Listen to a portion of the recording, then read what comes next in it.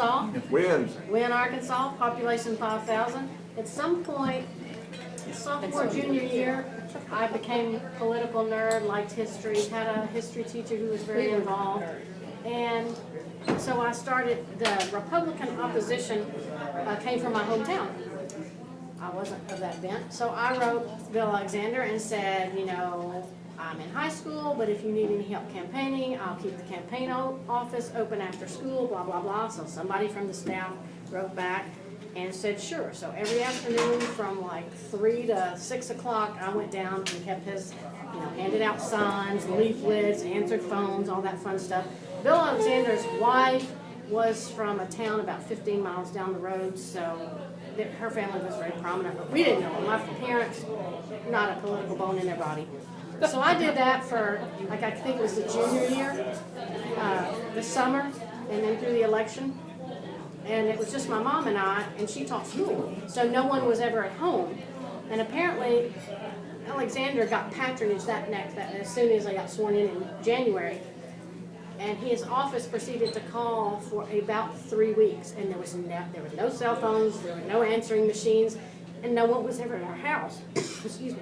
So they decided to call Wynn High School, and they called the office of the high school, and I was paged over the intercom to come to the office because there was a call from Washington. And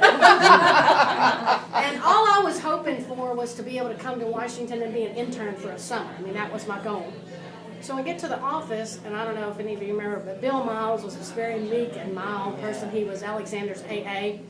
And he said, we've been trying to contact you for 3 weeks. And he said, you know, Mr. Alexander got patronage. He wants you to be his first page.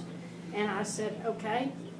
And he said, well, I said, I'll be there. And then when I come, and he said, don't you need to talk to your parents about this? I said, nope, I'll be there. So I don't know. I had a blue suit and a black suit. I have no idea where I got it.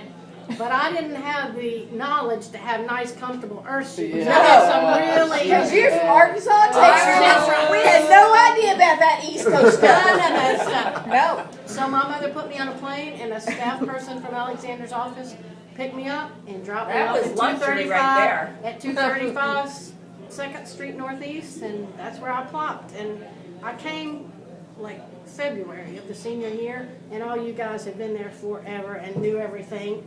Not that anybody wasn't nice, but Laura and I had come about the same time, so we kind of bonded because, you know, we really didn't know what was going on. And we got up at 6 o'clock in the morning, and I'll never forget, you know, in the dark, people, you know, came down there to the Thompson Mark where Y'all were they there in kind the of ice. Oh, my they God, kind of that ate was breakfast, and then they walked up the street to the Library of Congress. But as with any of you, it changed my life, and I would.